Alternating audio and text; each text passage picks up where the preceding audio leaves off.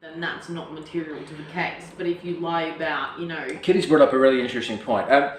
There's there's no good lies. Some people give me bullshit back on this, I've got to say, and say, oh, some lies are okay. They're not. They're just not. Because that becomes just a gateway into just, I'll just pick and choose what I'm going to be dishonest about. That's just not right. The interesting thing that Kitty's brought up, though, and this is when we look at there's a series we've got called the Perjury Files, which is specifically focused on people who've lied under oath, and that the penalty for doing that is actually imprisonment. So if somebody's lied under oath, we're probably going to do a petition to make sure that they actually get arrested and then charged with that. But the point about perjury that's interesting is it's got to be a lie first in order for something to rise to the standard of perjury in a court of law.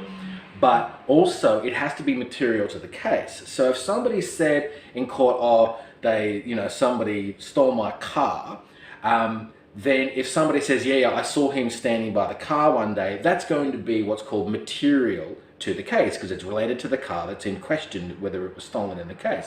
But if you say, oh, yeah, but I've been friends with her since high school, when you really weren't, that's immaterial to the case. That's not really something that's a question of whether or not the car got stolen.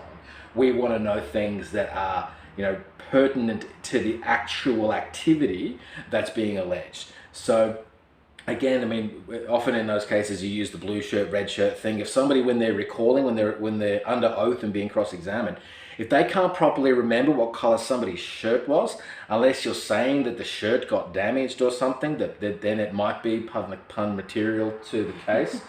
But unless that is what's going on with it, then it's more things that are actually related to it. And we're very careful to make sure that if we accuse somebody of perjury, we've checked across the 5 elements of perjury, and we'll go through that in one of our episodes before we put out the Perjury Files, of exactly what the 5 specific things are that a court needs to see in order to notice that somebody's actually lied intentionally under oath to change the outcome of a case, as opposed to just sort of misremembering and maybe mixing up a color or something. There's a pretty distinct difference. And then somebody who's lied or forgotten or hasn't remembered something properly versus somebody who's trying to steer a false outcome in a case, there's a lot of differences between the way that they say what they're saying.